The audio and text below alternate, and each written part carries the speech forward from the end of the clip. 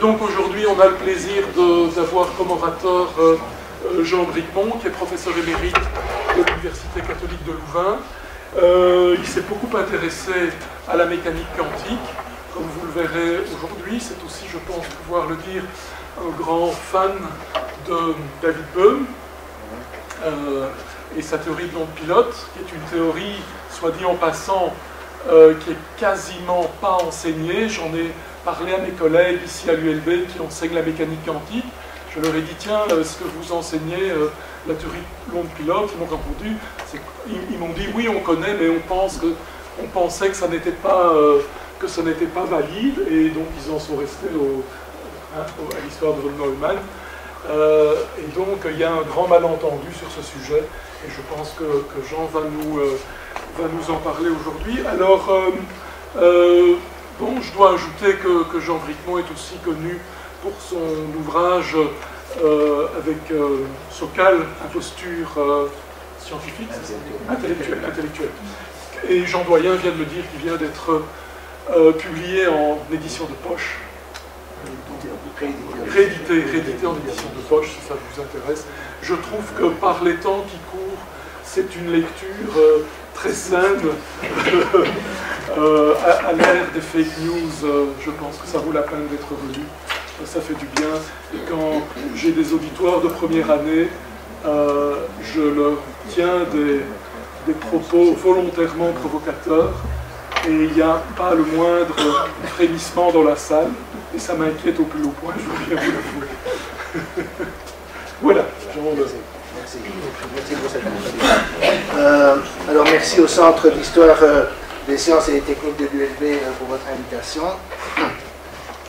Et bon, maintenant que tu as mentionné cette histoire avec l'hostel, etc., hier je mangeais avec des Saint-Louis, alors il y en a un qui m'a raconté, mais j'avais du mal, je ne savais pas très bien quoi penser, mais il disait qu'un prof dans un auditoire de 500 personnes avait demandé aux étudiants combien de gens pensaient que la Terre était plate. Et il en a quand même trouvé 5, ce qui fait 1%. Alors, est-ce que ce sont des rigolos qui veulent se moquer du prof ou pas? Ça, la question nous divisait, on n'était pas sûr de ce qu'il fallait penser, mais bon, c'est pas tout à fait impossible qu'il soit sérieux. Bon, bref, revenons à notre sujet. Alors, je vais tout de suite, comme déjà Alain a mentionné ma défense de la théorie de Broglie-Bohm, je vais faire de l'histoire aujourd'hui, pas de la physique, puisque c'est un séminaire d'histoire, mais je ne vais pas cacher mes biais. Mais l'exposé portera surtout sur un mélange, à mon avis, négatif, entre science, philosophie et politique, pendant toute l'histoire de la mécanique quantique, et en particulier pendant la guerre froide. Et mon agenda caché, que je ne vais pas cacher, il est déjà dans l'affiche que j'avais proposé à Jean de faire. Vous avez vu l'annonce du truc, et vous voyez De Broglie et Bohm. D'accord? Alors De Broglie était un aristocrate, je crois qu'il était duc français, catholique, conservateur, qui a été prix Nobel de physique, secrétaire perpétuel de l'Académie des sciences, membre de l'Académie française. Donc c'était quelqu'un, si vous voulez, extrêmement, on dirait maintenant mainstream, ou je ne sais pas comment il faut dire, ou faisant partie des élites. Boom, c'est tout le contraire. C'était quelqu'un d'origine juive, qui avait été communiste, qui a été persécuté pendant la guerre froide, qui a dû quitter, qui a été l'outcast pendant presque toute sa vie, qui a été marginalisé. Et néanmoins, ces deux personnes sont arrivées aux mêmes conclusions, en gros, en ce qui concerne la mécanique quantique. Et donc, effectivement, ma suggestion, c'est de séparer les discussions et d'éviter ce qui est fait quand même très souvent, et vous verrez que c'est fait très souvent, de mélanger trop philosophie, science et surtout politique. Okay? Parce qu'ici, on a deux personnes aussi différentes qu'elles soient, bien que De Broglie était très ouvert, que Bohm a évolué, etc. Mais quand même, c'est intéressant de séparer les discussions. Bon, alors, il y a, quand on enseigne la mécanique quantique, il me semble qu'il y a trois problèmes ou trois mystères, si vous voulez. Le premier, c'est le rôle irréductible de l'observateur. Le deuxième, c'est l'indéterminisme. Et le troisième, c'est la non-localité. Je vais expliquer ces trois termes maintenant. Le rôle de l'observateur, c'est qu'en mécanique quantique, vous associez à chaque système physique un objet ou un concept mathématique qu'on appelle parfois la fonction d'onde.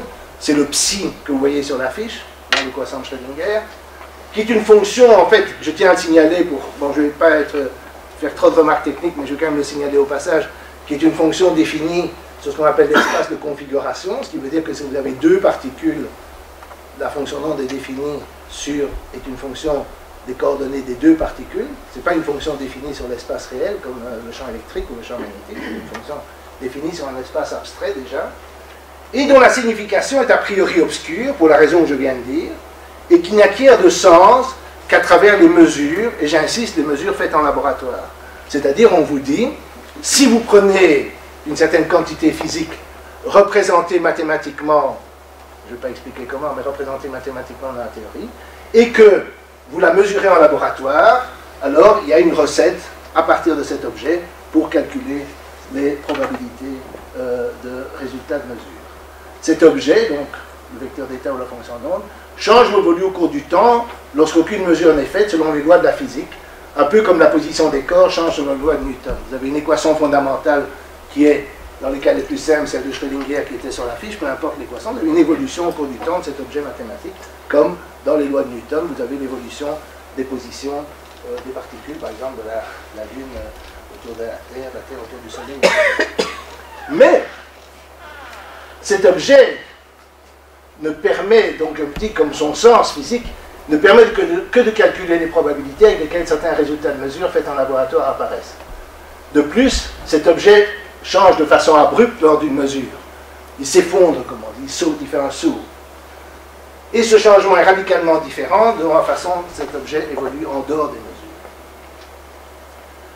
Alors l'indéterminisme vient du fait qu'il n'y a aucun moyen en principe de prédire le résultat qu'on obtiendra. Donc si je jette une pièce de monnaie en l'air, évidemment en pratique je ne sais pas prédire de quel côté elle tombera, mais on pense que si on appliquait les lois de la mécanique classique et qu'on connaissait les conditions initiales, la façon dont la pièce est jetée avec une très très grande précision, alors on pourrait prédire de quel côté elle tombe. D'accord ? Ici, on dit même en principe, il n'y a aucun moyen de prédire le résultat. Et c'est là qu'on a introduit l'idée d'un hasard intrinsèque dans la nature, avec tout ce que ça entraîne comme commentaire, on va dire, philosophique. Et finalement, il y a la question, elle, qui est débattue encore aujourd'hui, de la non-localité. Ces changements, le fait que vous pouvez changer abruptement l'état d'un système, peut être fait ici en faisant une mesure là-bas. Je sais que ça c'est très controversé, moi je prétends que c'est vrai, mais peu importe ce que je pense, ça c'est la question de la non-localité, qui a été posée par Einstein, Podolsky et Rosen en 1935, c'est est-ce que, en faisant une mesure ici, je peux affecter le système physique là-bas? Alors la réponse est non, on dit oui, mais bon, vous pouvez penser non, mais c'est ça la question de la non-localité. Okay? Alors il y a en gros deux camps, celui dit de Copenhague qui accepte 1 et 2, donc l'observateur et le déterminisme. Bon, le 3 c'est trop discuté, on a comme fondamentaux indépassables et les autres. Okay? Alors juste pour éviter des arguments simples, il y a des gens évidemment très intelligents du côté de Copenhague. Bohr évidemment, qui était danois et donc l'école de Copenhague vient de là, bien que l'interprétation dite de Copenhague a été établie au Congrès soldat à Bruxelles, donc on peut revendiquer que ça devrait s'appeler, je ne sais pas, l'interprétation de l'hôtel Métropole ou quelque chose comme ça. Mais Heisenberg, Born, donc Heisenberg est vraiment, avec Born, un des fondateurs de la mécanique quantique, Jordan, Pauli, von Neumann, qui est un mathématicien, Wigner, Wheeler, pour prendre des gens plus contemporains. Mais il y a aussi des gens très malins du côté des insatisfaits. Einstein, Schrödinger, De Broglie, évidemment, Bohm, Bell, Gell-Mann, alors ça c'est des gens qui sont encore vivants, Gell-Mann, Tove qui est prix Nobel aussi, un néerlandais, Weinberg, Gell-Mann et Weinberg sont américains. Et donc, si vous voulez, je dis ça simplement parce que si on me dit comment est-ce que toi qui as un rien du tout oses critiquer ces gens-là, alors je réponds, mais vous qui n'avez rien du tout aussi, comment vous devez critiquer ces gens-là? Donc, on ne va pas jouer ça au QI, on ne va pas décider, oui, mais il y a des gens très malins qui disent que, d'accord, il faut examiner les questions et voir qu'il y a des gens qui sont en désaccord. Alors je signale tout de suite que, ici, ces gens-là ont une certaine communauté de pensée, mais ces trois derniers sont insatisfaits, mais ils ne sont pas d'accord avec les précédents. Hein. Donc il n'y a pas vraiment de camp homogène, mais c'est aussi vrai de l'autre côté, parce que si on regarde les détails de Bohr, Heisenberg, etc., ils n'ont pas tous les mêmes idées. Bien. Alors, une brève histoire. En 1900, de 1900 à 1923-24, vous avez ce qu'on appelle la mécanique quantique, la préhistoire de la mécanique quantique, ou avant la mécanique, la quantification. C'est-à-dire, vous avez, d'abord en 1900, vous avez Planck et le rayonnement du corps noir. Donc le rayonnement du corps noir, c'est un certain rayonnement, peu importe ce que c'est, je ne vais pas rentrer dans les détails physiques, mais qui n'obéissait pas aux lois de la mécanique classique, aux prévisions classiques. Et ce que Planck a fait, c'est décider, comme ça arbitrairement, que l'énergie du corps noir, au lieu de prendre des valeurs continues, comme on le ferait en mécanique classique, prenait des valeurs discrètes. Donc des valeurs qui sont des multiples d'une quantité donnée. D'accord ? Et en faisant ça de façon tout à fait ad hoc, il arrivait à prédire les quantités observées. La même chose a été faite après par Einstein et Debye pour la chaleur spécifique des corps. Donc ça, c'est la façon dont la température d'un corps change quand on lui ajoute de la chaleur ou de l'énergie. C'était aussi, les prédictions étaient en désaccord avec les prédictions classiques, étaient en désaccord avec les observations, et en disant, non, on va dire que l'énergie vient par petits paquets. Alors ça, c'est un peu l'idée un peu naïve que les gens ont de la mécanique quantique, c'est l'histoire que l'énergie est discrétisée, tout est discrétisé, d'accord. Puis Bohr l'a fait avec le rayonnement atomique, et Sommerfeld, donc la question de l'émission de radiation des atomes était discrétisée aussi. Et alors, Einstein, ça c'était en 1905, l'effet photoélectrique, le fait que le rayonnement permet d'éjecter des électrons. De nouveau, les données étaient mieux rendues compte, on rendait mieux compte des données en associant des particules, c'est-à-dire des photons, à des ondes. Au lieu de considérer les ondes comme vous pensez classiquement aux ondes, je ne sais pas, continues, si vous voulez, on pensait que c'était des particules, et ces particules, en venant cogner les électrons, pouvaient les éjecter en dehors des atomes. Et donc tout ça, c'était tout à fait ad hoc. Et les gens se demandaient, à ce moment-là, qu'est-ce qu'il y a derrière? Qu'est-ce qu'il y a, puisque ça marche, est-ce qu'il y a une théorie là derrière? D'accord? C'est vrai que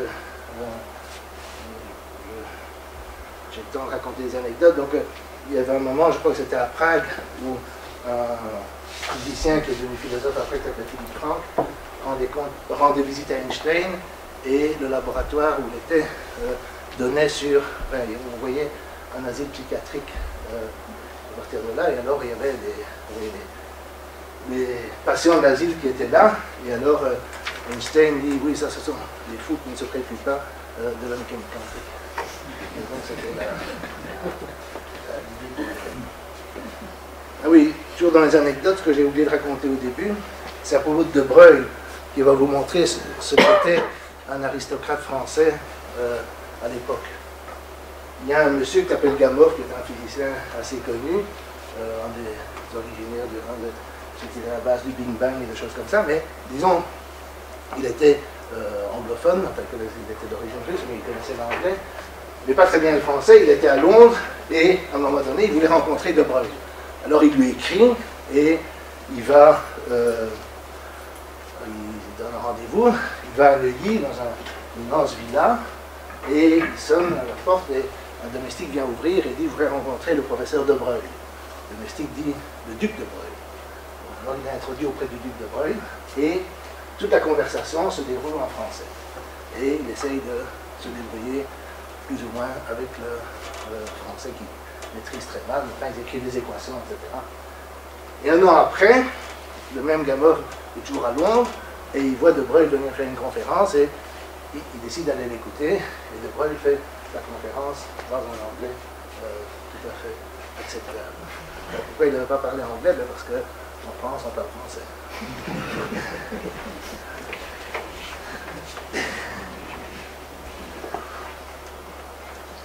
Alors, à partir de 23-24, naît la véritable mécanique quantique, D'abord avec la thèse de De Broglie. Il faut quand même reconnaître un grand mérite historique à De Broglie, parce que De Broglie, dans sa thèse de doctorat, il a été le premier. D'ailleurs, il le savait très bien lui-même, parce qu'en 1974, il a organisé une conférence en France pour les 50 ans de l'invention de la mécanique quantique, et donc 50 ans avant, il n'y avait que lui, quoi. Et, il associe des ondes aux particules. Donc il fait l'inverse d'Einstein. Il y a des ondes, ces ondes en réalité sont faites de particules qui sont les photons, et De Broglie dit non, non, les particules comme les électrons, etc., sont associées à des ondes. Et il suggère que les particules peuvent être guidées par des ondes. Et Einstein, qui distribue sa thèse en Allemagne, dit qu'il soulève un point du grand voile. Et puis, l'explosion vient un an après, avec Heisenberg d'abord, qui était parti sur une île sans réunion des freins, sur une île au large du Danemark, et qui, là, écrit des équations qui sont celles de la mécanique quantique moderne. Il y a d'abord Heisenberg, et puis Born, Heisenberg et Jordan, ce qu'on appelle le travail des trois hommes, de Manner-Arbeit, qui formule, si vous voulez, la première version moderne de la mécanique quantique. Mais, de nouveau, pour les experts, c'est sous forme algébrique, c'est-à-dire il utilise des matrices, qui est une notion tout à fait révolutionnaire à l'époque, maintenant elle est enseignée en première année, mais pour les physiciens de l'époque, c'était assez révolutionnaire. D'ailleurs, Born dit que c'est lui qui a expliqué à Heisenberg, ou Jordan, je ne sais plus ce que étaient les matrices, c'était pas quelque chose de très connu à l'époque. Et c'est une forme qui est plus très utilisée aujourd'hui, parce que, un peu après, Schrödinger, qui est inspiré, comme il le dit, par De Broglie et Einstein, introduit la fameuse équation qui se trouve sur la fiche, et montre en plus l'équivalence entre son formalisme et celui de Born, Heisenberg et Jordan. Et il y avait déjà, à l'époque, et ça explique peut-être la psychologie derrière les conflits d'interprétation, il y avait déjà une très grande hostilité, par exemple de la part d'Heisenberg par rapport à Schrödinger. Parce qu'évidemment, eux avaient trouvé ça sous une forme qui s'est avérée moins utile et moins pratique, et en plus, Schrödinger non seulement a introduit quelque chose qui est beaucoup plus utilisé aujourd'hui, mais en plus il a montré que c'était équivalent, donc on peut remplacer, si vous voulez, le formalisme de Born, Heisenberg et Jordan, et donc c'était assez humain que ça ne leur plaise pas énormément, on va dire.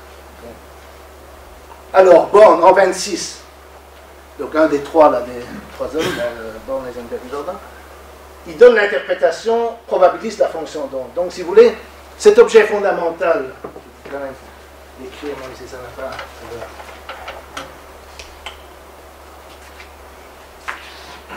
Donc cet objet qui est une fonction,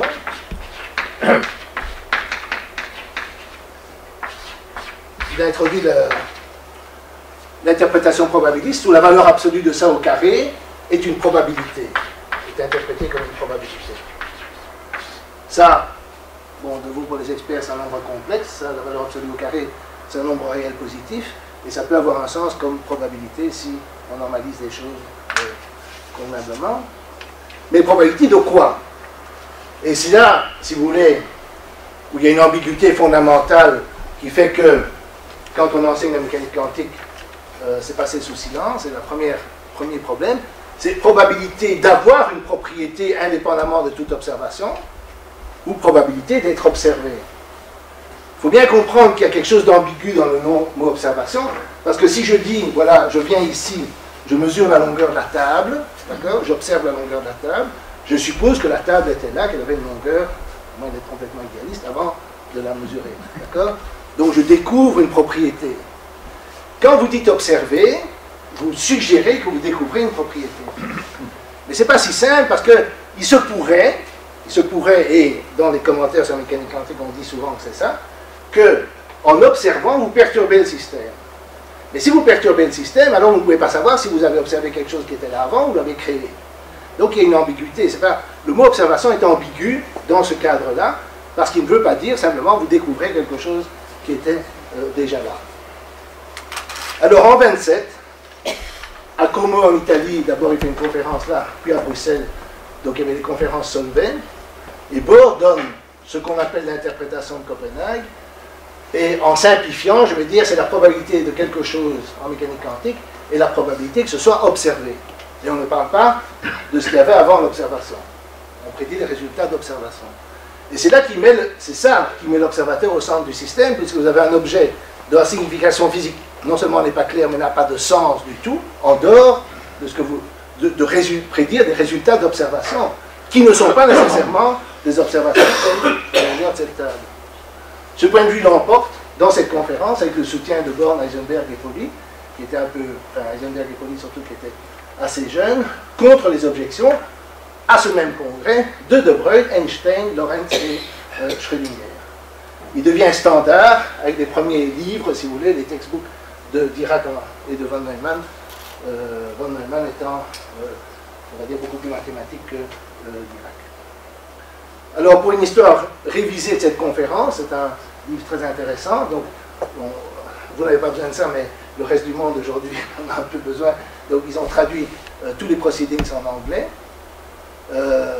Nous avons évidemment les proceedings qui ont été publiés en français, en Belgique à l'époque. On a perdu certains originaux allemands d'ailleurs, parce qu'il y avait ils parlaient anglais, allemand et français à la conférence. Et Lorenz, donc, qui connaissait toutes les langues, qui était néerlandais, traduisait un peu, mais je veux dire, alors ici vous avez, pour ceux qui ne connaissent pas, vous avez Heisenberg, de Broglie, Einstein, Born, je crois, Bohr et Schrödinger. Alors, le débat maintenant, ou entre la philosophie, si vous voulez, mais vous avez un débat entre le réalisme et l'idéalisme. Alors évidemment, quand je prends un débat qui dure depuis des siècles, je ne peux pas résumer ça en quelques...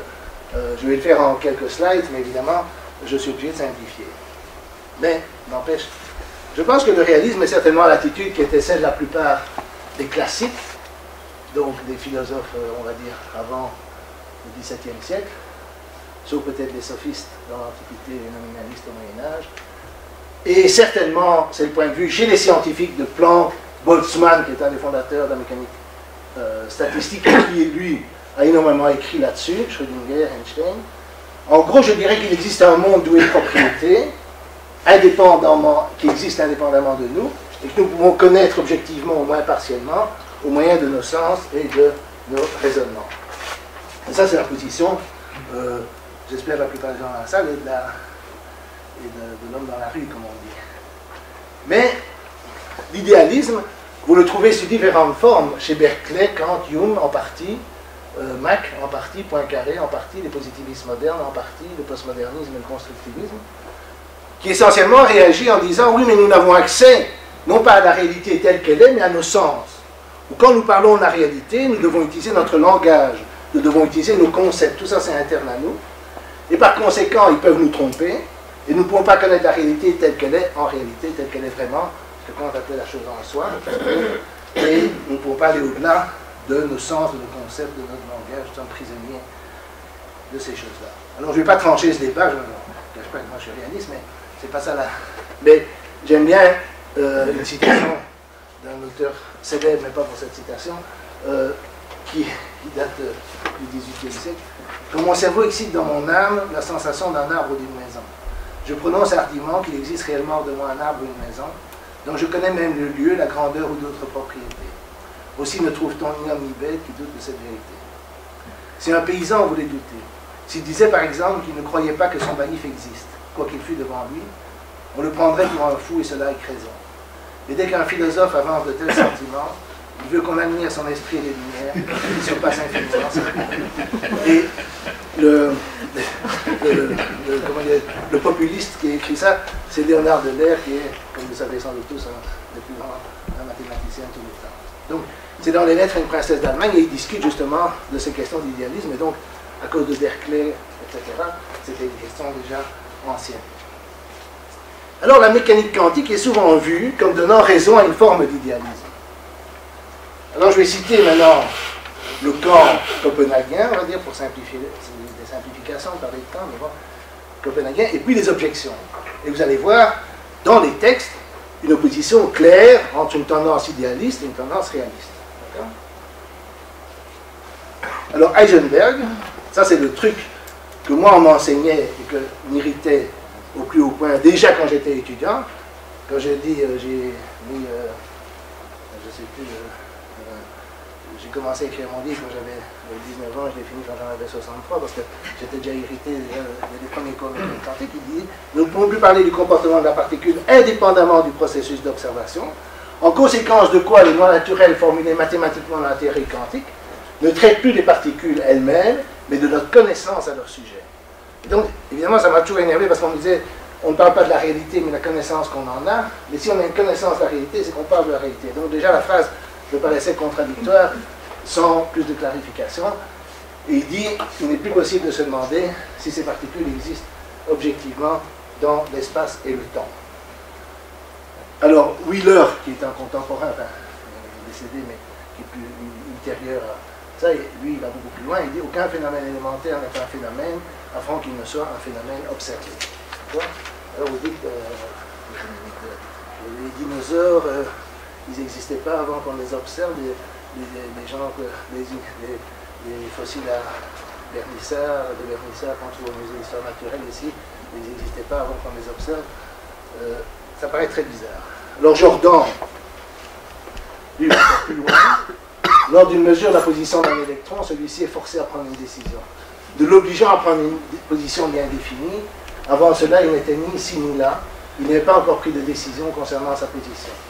Si dans une autre expérience, une expérience où on mesure la vitesse de l'électron est mesurée, ça signifie que l'électron est forcé à se décider à prendre une valeur définie de la vitesse. Jordan, bon, Jordan était mort, bon, je ne veux pas, de nouveau, je ne veux pas mélanger la philosophie, la politique et la science, mais Jordan a été membre du parti nazi pendant toute la période nazie, et ce qui n'a pas empêché d'ailleurs d'être après, je crois, député de la CDU après la guerre, et partisan du réarmement nucléaire d'Allemagne, qui créait des conflits entre lui et Born, par exemple. Mais Jordan est un champion. Bon, le problème, c'est qu'évidemment, comme ça a un peu nuit à sa popularité, cet épisode, tout n'est pas traduit, donc il y a beaucoup de trucs en allemand, je ne connais pas l'allemand, mais de ce que j'ai lu de lui, il mélangeait, ou sur lui, il mélangeait cette interprétation de la mécanique quantique, le volontarisme, la politique, etc. C'était la soupe complète. Alors, d'Espagnac, qui est un physicien français qui a beaucoup travaillé sur la mécanique quantique et qui est mort il y a quelques années. Bon, ça c'est dans un article du Guardian, la doctrine selon laquelle le monde est fait d'objets dont l'existence est indépendante de la conscience humaine, se trouve être en conflit avec la mécanique quantique et avec des faits établis expérimentalement. Évidemment, de nouveau, quand j'entends ce genre de phrase, je me dis, mais les faits établis expérimentalement, ils dépendent de la conscience humaine ou ils n'en dépendent pas? S'ils dépendent de la conscience humaine, qu'est-ce que ça veut dire qu'ils sont établis indépendamment? Je veux dire, la phrase me paraît contradictoire. Alors David Mermin, qui est un physicien américain qui est toujours vivant, il dit on peut démontrer que la Lune n'est pas là quand personne ne la regarde. Et ça, c'est vraiment extraordinaire. Il l'a écrit, il l'a vraiment dit. Et j'ai déjà discuté avec lui, en fait. Mais c'est parce que Einstein, qui était irrité comme tout lui part, qui est dans l'autre camp, je viendrai aux citations d'Einstein dans un moment, il était à l'Institut for Advanced Study, donc à Princeton, après la guerre, il avait immigré après l'arrivée des nazis au pouvoir en 1933, et il était à l'Institut for Advanced Study. Et là, il avait un collègue, Abraham Pais, après la guerre, qui l'accompagnait sur le chemin allant de l'Institut à sa maison, et un jour, il était tellement irrité, Pais était un disciple de Bohr, il avait étudié avec Bohr après la guerre, et il était totalement bohrien, et, comment dirais-je, Einstein était irrité. Et un jour, il lui a dit, est-ce que vous croyez vraiment que la Lune n'est pas là quand personne ne la regarde? C'est là d'où vient la phrase. Et Bermin dit, oui, elle n'est pas là quand personne ne la regarde. Ouais. Alors, Bell, on vient de venir à dire qui est Bell dans un moment, c'est un physicien d'Irlande du Nord. Tout le monde n'est pas d'accord. Il dit, on peut être capable d'avoir une attitude réaliste par rapport au monde, de parler du monde comme s'il était réellement là, même si on ne l'observe pas. Je crois certainement en un monde qui était là avant moi et qui sera là après moi, et je crois que vous en faites partie, et je crois que la plupart des physiciens prennent ce point de vue quand ils sont coincés par les philosophes.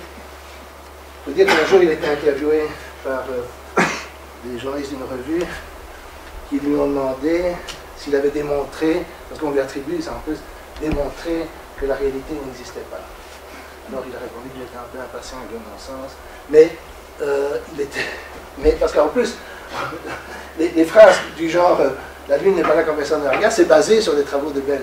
Donc j'ai une incompréhension maximale je viendrai à Bell, mais Bell, l'incompréhension est absolument maximale, parce qu'il y a énormément d'incompréhension, en plus, quand on fait l'histoire. Je ne vais pas rentrer dans tous les détails, mais... Alors Einstein, quand il écrivait à Schrödinger, parce que alors si vous lisez les lettres, d'accord, alors j'espère que vous effacez mes emails, mais si vous lisez les lettres de ces gens, alors là, c'est pas piquer des vers, quoi, dans tous les cas.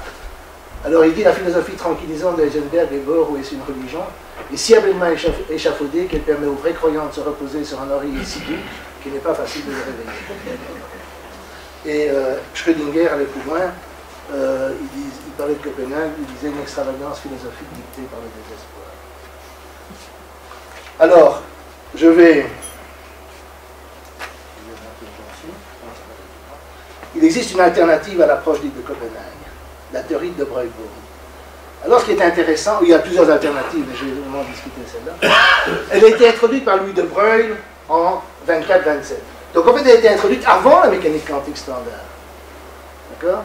Mais ce qui est un peu tragique, mais pour des raisons que je ne vais pas expliquer, c'est un peu technique et qui sont très compréhensibles, contrairement à ce qu'on dit souvent, elle a été abandonnée par de Broglie après le congrès Solvay, mais pas, à mon avis, à cause des critiques qu'il a subies à ce moment-là, pour d'autres raisons.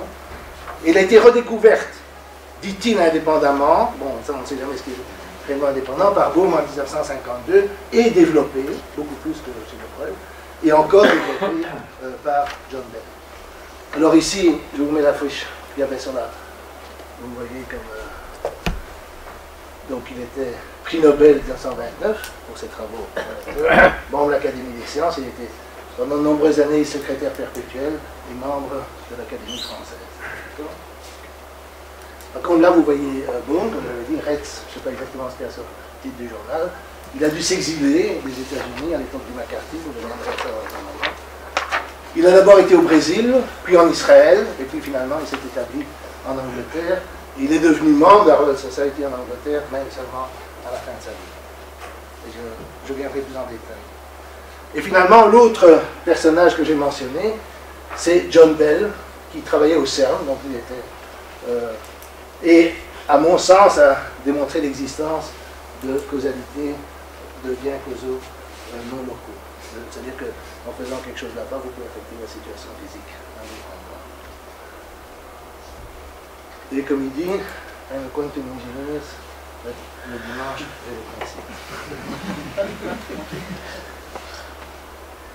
Alors le meilleur livre sur la mécanique quantique et sur la philosophie des sciences en général, à mon avis, c'est le livre dont j'ai la première édition, ça c'est la deuxième, Speakable and Unspeakable in Quantum Mechanics. C'est un livre, bon, c'est pas un livre, je ne peux pas dire qu'il est très facile à lire. Et évidemment, quand je l'ai lu, j'avais déjà compris le contenu du livre. Mais vous me croirez si vous le voulez, mais j'ai lu le livre pratiquement sans lever les yeux, ce qui n'arrive quand même pas très souvent, et non plus pour des livres de physique ou de maths. Et la raison, c'est que presque dans tout le livre, il dit l'exact opposé de ce qu'on m'avait appris qu'il disait. Je ne vais pas rentrer dans les détails, parce que ça c'est une expérience. Si vous lisez réellement Bell, vous lisez ce qu'on dit que Bell a fait, vous voyez qu'il contredit ça tout le temps. Mais les gens n'ont pas lu. Il y avait même un compte-rendu du livre par un professeur de mon université qui disait, voilà, il y a deux Bell. Il y a un Bell qui dit ce qu'il dit dans le livre, et un autre qui démontre le contraire. Et il dit pourquoi il y a cette espèce de schizophrénie chez Bell. Mais en fait, il est tout à fait cohérent, à mon avis. Mais lui au moins avait lu le livre et s'était rendu compte que les préjugés sur ce que Bell était supposé avoir dit étaient plus forts que la lecture. Donc il dit à un schizophrène, il veut dire, j'ai peut-être pas compris, ou peut-être que ce qu'on m'a appris sur lui était faux. Alors, dans la théorie de Breuil-Bohm, qu'est-ce qui se passe? Mais ce qui se passe, si vous voulez, à la théorie de Breuil-Bohm, c'est une espèce de physique tout à fait standard, comme la mécanique classique, mais avec des lois très différentes. En mécanique classique, vous avez des particules qui se déplacent et les particules agissent entre elles par des forces. Et dans l'électromagnétisme, elles produisent des champs et les champs agissent sur les particules. Ça, c'est toute la physique classique. Et vous avez, si vous voulez, l'espace-temps qui est courbe en relativité, qui alors déplace les particules en même façon. Mais vous avez des mouvements de particules. Et dans la théorie de Breuil-Bohm, vous avez des mouvements de particules. Les particules se déplacent, d'accord, selon des trajectoires qu'on les observe ou non. Et donc, il y a une réalité indépendante de tout ce que vous voulez, etc. Alors, ces positions sont appelées dans la littérature variables cachées. Mais c'est un truc absurde, c'est une absurdité historique, comme dit Bell, c'est une imbécilité historique, c'est-à-dire on appelle par définition variable cachée tout ce qui n'est pas la fonction d'onde. Mais le problème de la fonction d'onde, c'est que personne n'en a jamais vu une. On infère la fonction d'onde à partir des observations. Et qu'est-ce qu'on observe? Des positions de particules. Parce que dans toutes les expériences que vous observez, finalement, c'est des clics sur un écran qui déterminent où les particules sont arrivées. Et à partir de là, et de la théorie, on infère la fonction d'onde. Et donc c'est la fonction d'onde qui est cachée les particules qui sont visibles, et donc, de nouveau, pour ajouter à la confusion, on a fait l'inverse. Aucun rôle n'est laissé à l'observation, la théorie est déterministe, et par ailleurs, non local, comme je l'ai dit, je vais laisser de côté la question de la non-localité. Bell, ayant montré que la non-localité est une conséquence nécessaire de la physique quantique, a donné un argument en faveur de la théorie de Broglie, bien qu'il soit en général considéré comme étant un argument contre la non-localité, c'est supposé être un défaut de la théorie de Broglie, et donc Bell a montré que c'était inévitable, c'était une qualité. Alors, je vais terminer par une remarque légèrement, enfin pas très technique, mais je vais terminer cette première partie. Donc, vous avez une expérience à deux trous, vous avez une source ici d'électrons, vous avez une paroi où il y a deux trous, un trou est bloqué là, vous envoyez des particules, bon, il y en a beaucoup qui vont dans le mur, il y en a un certain nombre qui vont ici, elles sont diffractées, vous obtenez une courbe ici. Quand vous les détectez, la courbe, c'est une espèce de courbe continue, même vous allez voir les clics, le nombre d'arrivées de particules, mais chaque particule arrive à un endroit bien donné. Et ça, c'est ce qui se passe. Et ça, c'est ce qui se passerait avec des particules classiques. Ça n'a rien de particulier. Ici, vous faites la même chose avec l'autre trou. Vous avez une image symétrique. Et maintenant, vous laissez les deux trous ouverts. Alors, vous attendez à avoir une courbe comme ça, la courbe en pointillé, qui serait la somme des deux. Mais en réalité, ce que vous voyez, c'est une courbe oscillante, ondulatoire. Et donc, ça, c'est le résultat que vous auriez si vous aviez envoyé des ondes, sonores ou lumineuses, ou liquides, etc. Et donc, on dit, et le paradoxe, c'est que vous avez des endroits, mettons ici, où il y a moins de particules quand les deux trous sont ouverts que quand un seul trou est ouvert. Okay. Donc, ça, c'est le paradoxe, ce qu'on appelle l'expérience des deux trous. Et ça, c'est l'expérience qui est présentée, par exemple, par Feynman, mais par beaucoup d'autres, comme étant archétypique du problème de la mécanique quantique. D'accord? Et alors là-dessus, vous avez les commentaires, la particule passe par les deux trous, la particule ne sait pas par quel trou elle doit passer, je ne sais pas, vous avez tous les commentaires possibles et imaginables sur cette expérience des deux trous. Et dans la théorie de Broglie-Bohm, si vous faites une solution numérique des équations, c'est très très simple. Ce qui se passe, c'est que vous avez les deux trous ici, et chaque point ici, mais on ne les distingue pas parce qu'il y en a trop, est une condition initiale, donc la particule va soit être envoyée par le trou du haut ou le trou du bas, comme dans l'autre cas. Elle va toujours passer par un trou, et elle va passer par une trajectoire unique. Et elle va arriver ici, et ça c'est une simulation numérique, en ayant un tir groupé à certains endroits, et peu de particules à d'autres endroits. Vous pouvez imaginer ça comme une onde, comment dirais-je, liquide, si vous voulez, ou sonore, mais imaginez un petit bateau qui se balade sur une vague, qui passe à travers les deux trous. Au-delà du trou, la vague, évidemment, suivant qu'un trou est ouvert ou l'autre, la vague va influencer le comportement de la particule. C'est-à-dire, l'onde, si vous voulez, passe par les deux trous. Si les deux trous sont ouverts, et par un trou, si un seul trou est ouvert, la particule passe toujours par un seul trou, mais le comportement ultérieur de la particule est guidé par l'onde. Comme j'ai dit, cette onde maintenant a un sens physique, elle guide les particules, et elle guide les particules différemment en fonction de sa forme, et sa forme dépend de savoir s'il y a un trou ou deux qui sont ouverts, et alors vous avez ces comportements-là. Et ce sont des trajectoires hautement non classiques. C'est pour ça que je dis, il ne faut pas croire que c'est de la mécanique classique, parce que les trajectoires ici, c'est dans le vide, il n'y a pas de potentiel, si vous voulez, il n'y a pas de force, et néanmoins elles sont pas en ligne droite. Parce qu'elles sont guidées par cette onde qui alors fait des choses bizarres, si vous voulez. Mais c'est tellement, Bell dit, c'est tellement simple, une façon tellement simple, tellement évidente de résoudre le problème de la dualité en particules, qu'il ne comprend pas pourquoi ce n'est jamais enseigné. Rien que ça. Après, il y a toutes sortes d'autres choses à raconter sur le tableau, mais c'est... Alors, ça c'est la deuxième partie, qui va plus s'intéresser au débat philosophique et politique, mais comme on a dit que c'était une bonne idée de faire une pause, je je vais peut-être faire la pause maintenant, c'est à peu près le temps voulu. Alors j'ai amené toute une série de livres que vous pouvez regarder. Pas voler, mais regarder. Et alors, je vais quand même vous dire lesquels il y a. Donc, il y a le livre de Bell, qui est vraiment, pour moi, essentiel. Alors, il y a un autre livre d'un philosophe des sciences, s'appelle Tim Moldin, qui discute très en détail toutes ces questions de non-localité, en particulier le conflit, pour ceux qui ont déjà pensé qu'il y avait un conflit avec la localité, il y en a un, et il discute toutes les possibilités. Alors, des livres, bon, ici un livre qui s'appelle Infinite Potential, qui est un livre sur la vie de Bohm, qui est assez bien fait, par un ami de Bohm, mais qui est un peu, parce que Bohm a eu des tendances mystiques après avoir été marginalisé de toutes les façons possibles et imaginables, et donc le monsieur en question, David Pitt, est un peu de ce côté-là, mais le livre est tout à fait lisible et intéressant. Alors un autre livre dans le cadre un peu borderline, on va dire, c'est comment les hippies ont sauvé la physique. Bon, le titre est repris d'un livre qui s'appelle Comment les Irlandais ont sauvé la civilisation, parce qu'il y avait des gens qui disent que les Irlandais ont gardé les traditions, les états de l'Antiquité, bon, peu importe.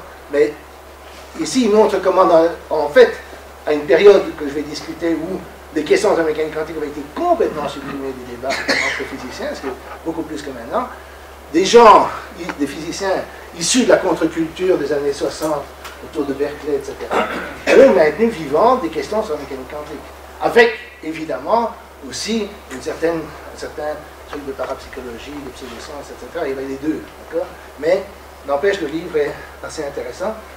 Alors, bon, ici, un très bon livre, Foundations of Quantum Mechanics, d'un ami à moi qui s'appelle Norsen, qui explique très bien, à mon avis, et de façon très physique, toutes ces questions. Et finalement, je vais quand même mentionner que j'ai donc écrit un livre plutôt technique, pas très technique, on va dire accessible aux étudiants de deuxième ou troisième année en physique ou maths ou ingénieurs, qui s'appelle Making Sense, Quantum Mechanics. Et j'ai aussi écrit un livre plus populaire, qui s'appelle celui-là est sans équation, principe Quantum Sense, et parle plus aussi de toutes les exploitations pseudo-scientifiques de la mécanique quantique. Et finalement, ce livre, je l'espère, devrait paraître en français dans un an. Voilà. Donc on va faire la pause maintenant. Bon, alors, maintenant je vais me lancer dans la deuxième partie, qui est plus directement sur la politique et la philosophie. Et je vais distinguer, si vous voulez, entre un côté, on parle de la guerre froide marxiste, et un côté, je vois, occidental. Mais le problème, évidemment, c'est qu'un certain nombre de marxistes sont en Occident, et un certain nombre de soviétiques ont un point de vue plutôt occidental. Donc, c'est un peu compliqué. Mais, évidemment, les gens qui sont assez âgés se rappellent, vous savez plus ou moins ce que c'est que le marxisme, mais pas nécessairement les plus jeunes. Donc, c'est une philosophie qui se voulait matérialiste, mais qui se disait à la fois dialectique et historique. Alors, de nouveau, je vais devoir simplifier les choses, mais le matérialisme, c'est en fait un réalisme, c'est inspiré de la philosophie du XVIIIe siècle, Diderot, d'Holbach, etc. Et Marx, comme d'autres, penseurs de l'époque, Bakounine, enfin, la plupart des penseurs radicaux du XIXe étaient des héritiers de cette pensée des Lumières. Et donc c'est un réalisme, plus un lien au sens où j'ai entendu, donc on peut connaître le monde, il y a un monde objectif, c'est pas Berkeley, tout n'est pas dans notre tête, etc. D'une part, et d'autre part, un matérialisme en ce qui concerne le lien entre le corps et l'esprit, c'est-à-dire on voit l'esprit comme, d'une certaine façon, une émanation du corps ou du cerveau. D'accord? Je ne vais pas rentrer dans le détail. Et ça, c'est plus ou moins classique, c'est hérité du XVIIIe siècle. Mais il y a deux qualificatifs que les marxistes ont donnés à leur matérialisme. D'une part, qu'il est historique. Alors, pour reprendre une phrase de Marx, les idées dominantes sont celles de la classe dominante. Et, si vous voulez, cette façon de voir les choses comme étant, les idées, si vous voulez, étant produites socialement, crée une forme d'idéalisme où, au lieu d'avoir le sujet qui, d'une certaine façon, dans sa tête ou dans son esprit, construit le monde, vous avez la société, la classe sociale, principalement, la bourgeoisie, si vous voulez, qui façonne la façon dont nous voyons le monde. Et c'est très frappant, par exemple, un des premiers textes qui liait réellement, directement la physique et comment dirais-je, les classes sociales, c'est un texte d'un soviétique qui s'appelait Boris Essen, qui a écrit un livre sur, justement, qui a écrit un texte liant l'émergence de la physique classique à, soi-disant, à l'ascension de la bourgeoisie, et liant la vision mécanique du monde liée à la mécanique classique à, donc, ce particules en mouvement, etc., à l'ascension de la bourgeoisie. Et il était, avec Bakounine d'ailleurs, à un congrès de philosophie des sciences en 1935, si je ne me trompe, à Londres. Et c'est un peu l'ancêtre de ce que vous avez, pour ceux qui ont suivi ce genre de choses, dans certains courants de l'histoire et de la philosophie, l'histoire et de la sociologie des sciences, qui ont tendance à voir la réalité ou les théories physiques comme étant purement socialement construites. Donc, si vous voulez, il y a une tendance au relativisme socio-historique qui s'oppose au réalisme. Mais je dis une tendance parce que dans les gens qui se disent marxistes, il y avait beaucoup d'opposition et de différences. Et l'autre, c'est dialectique. Alors là, ça c'est plus compliqué parce que, alors que je comprends très bien ce qu'on veut dire par historique, je n'ai jamais très bien compris ce qu'on veut dire par dialectique, et j'ai tendance à trouver que c'est un peu comme l'école de Copenhague, c'est-à-dire c'est quelque chose de vague, qui est supposé distinguer le matérialisme marxiste, donc dialectique, du matérialisme du XVIIIe siècle, qui voyait les choses en termes mécaniques. D'accord ? C'est-à-dire mécanique, voulant dire l'évolution déterministe, etc., de particules en mouvement. La tension se fait sentir dans un livre de Lénine en 1908, qui s'appelle Matérialisme et empiriocritisme, qui est en fait un livre où Lénine, c'est très curieux, et d'ailleurs chez les physiciens soviétiques ça fait une certaine importance, parce qu'il était obligé de se dire marxiste, mais quel marxisme? Parce que dans Matérialisme et empiriocritisme, Lénine prend un point de vue totalement réaliste et anti-idéaliste et critique les idées de Mach, qui est un physicien qui avait aussi des tendances idéalistes, on va dire, et qui avait été reprise par des marxistes russes. Et d'une certaine façon, on peut trouver chez Lénine une critique de l'historicisme, du relativisme historique, etc., qu'on trouve encore aujourd'hui. Je veux dire, puisque tu as fait allusion au livre avec Sokal, il y a un truc que vous pouvez trouver sur le web qui m'a beaucoup amusé, c'est un soviétique émigré en Occident qui a fait un questionnaire où il a mis 10 phrases, 5 tirées de notre livre et 5 tirées du livre de Lénine, et il demande aux gens de deviner lesquels sont lesquels. Évidemment, moi j'ai eu 10 sur 10, mais et je trouve que c'est pas tout à fait juste parce que notre style est très différent, etc.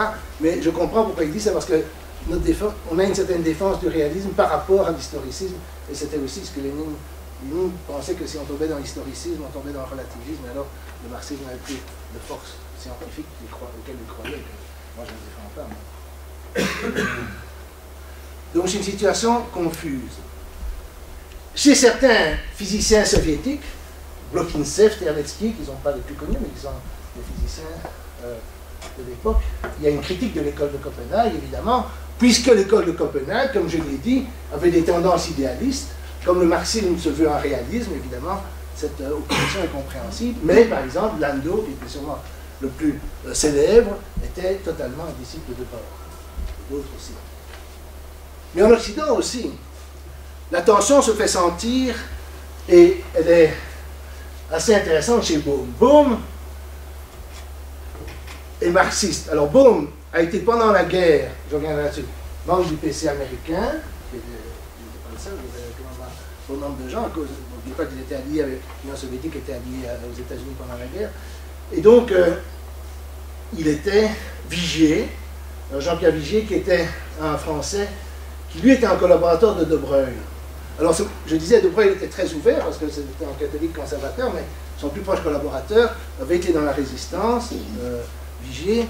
Il était membre très actif du Parti communiste français jusqu'en 1968, où là, il est devenu plus gauchiste. Il avait été très opposé à la guerre d'Algérie, à la guerre du Vietnam, etc. Et là, il a eu une rupture, mais pas parce qu'il avait critiqué le marxisme. Alors, quelqu'un que peut-être des gens plus âgés ici dans votre université connaissent bien, moi je ne l'ai pas connu, Léon Rosenfeld, qui était un Belge, qui est aussi marxiste. Et il est aussi intéressé par la dialectique. Parce que chez Bohm, ce qui reste, donc Bohm, après, il quitte le Parti communiste assez vite, et puis après il a tous ses ennuis, etc. Et finalement, ce qui lui reste, c'est une certaine philosophie, une certaine influence de ce qu'il appelle le marxisme, qui est essentiellement la dialectique. comme je dis, je ne sais pas très bien ce que c'est, donc c'est... Chez Vigier aussi, c'est la dialectique. Mais il n'y a pas d'ennemi plus mortel que Vigier... chez Rosenfeld, c'est aussi la dialectique. Mais il n'y a pas d'ennemi mortel plus mortel que Rosenfeld et Bohm. Vous verrez dans la citation dans un moment. Et donc c'est très curieux parce que ce sont deux personnages qui sont tous les deux, qui se disent tous les deux marxistes, et qui dans le marxisme prennent cette chose que je trouve obscure, qui est la dialectique qui est supposée, je ne sais pas quoi, mais ils sont à couteau tiré là.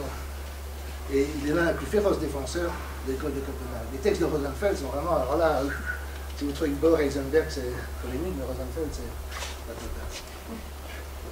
Alors, parce que l'un voyait la dialectique comme montrant l'interconnexion de toutes choses à cause de la non-localité, je vous ai dit qu'on peut agir ici et avoir un effet là-bas. Alors il dit, voilà, tout est lié à tout, d'accord?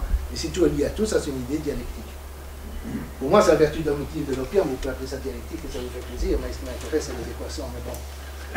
Et, par contre, Rosenfeld dit, ah non, mais la mécanique quantique est indéterministe. Ça, c'est dialectique. Et de nouveau, c'est la vertu dogmatique de l'opium, vous pouvez appeler ça dialectique, et ça vous plaît, mais ça c'était...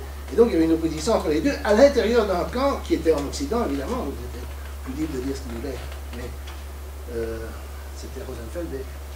Alors, un des meilleurs livres de philosophie des sciences, pas aussi bon que celui-là, c'est Causality and Chance in Modern Physics, que Bohm a écrit un peu après ces ennuis auxquels je vais arriver, mais en 1957, mais il est d'une certaine façon marxiste, mais de façon plus ou moins cachée, mais dans un sens, je veux dire par là qu'il est influencé, oui, on voit qu'il est un peu influencé par le marxisme, mais le livre est quand même, je trouve, très, très intéressant.